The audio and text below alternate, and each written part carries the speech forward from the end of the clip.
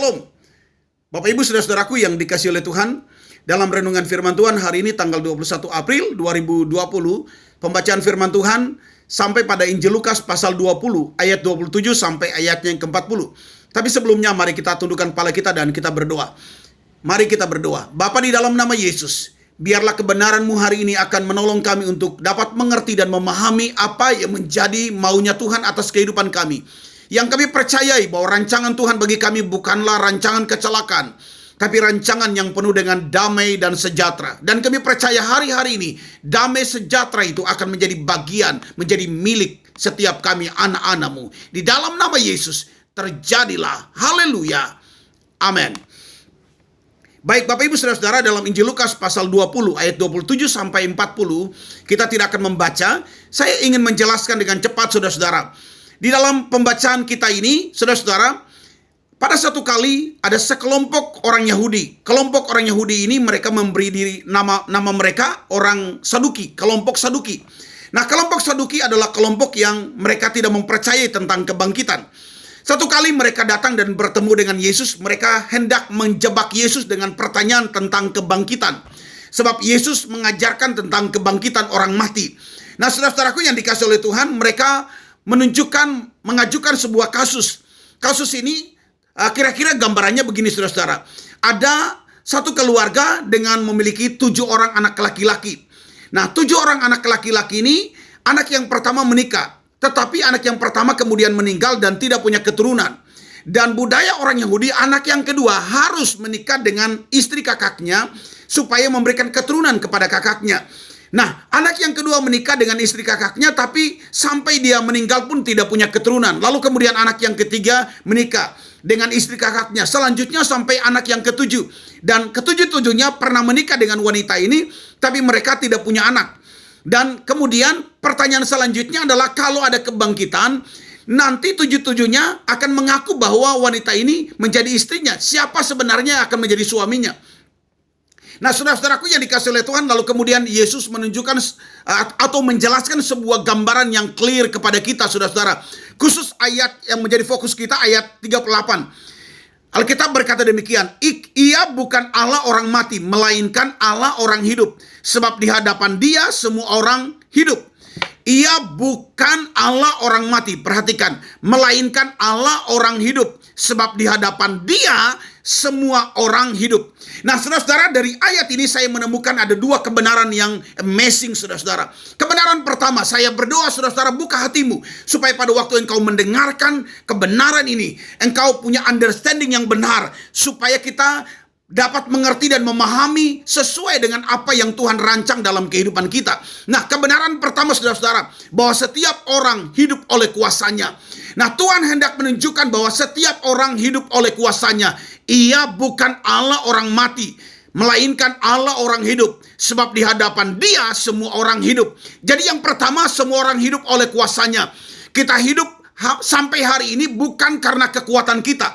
Tuhan hendak menunjukkan, Tuhan Yesus hendak menunjukkan sebuah kebenaran bahwa kita hidup bukan karena kekuatan kita, bukan karena kehebatan kita, tapi kita hidup karena kuasanya yang menghidupkan kita.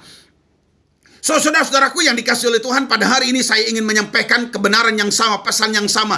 Kita hidup hari ini bukan karena kita, bukan karena kehebatan kita, tetapi kita hidup karena kuasanya yang menghidupkan kita. Yang kedua, saudara-saudara, kebenaran kedua adalah bahwa Yesus hendak menyampaikan kepada mereka bahwa segala sesuatu hidup kita ini ada dalam tangan Tuhan.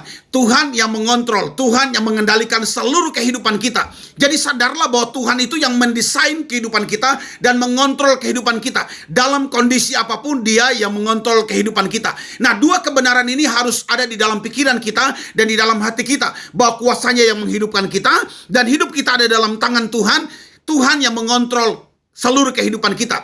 Dari 2 kebenaran ini, saudara-saudara, maka kemudian Tuhan menuntun saya untuk mendapatkan 2 pesan. 2 pesan ini saya berdoa akan menolong kita untuk melangkah hari-hari ke depan di dalam kemenangan bersama dengan Tuhan.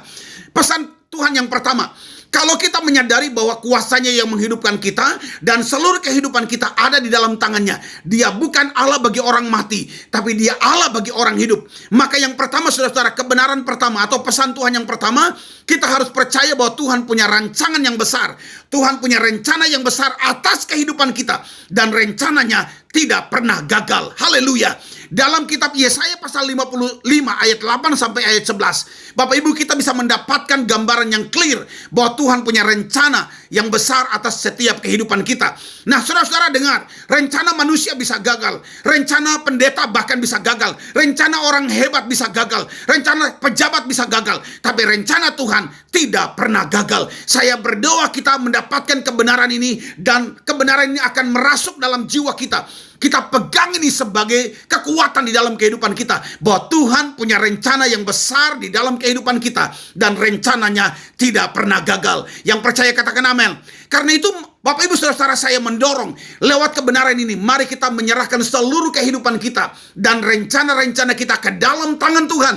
Sebab rencana Tuhan tidak pernah gagal. Yang kedua saudara-saudara, pesan Tuhan yang kedua, pertama, rencana Tuhan tidak pernah gagal. Yang kedua, saudara-saudara, kita harus percaya bahwa mujizatnya masih terjadi sampai hari ini. Yang percaya katakan amin.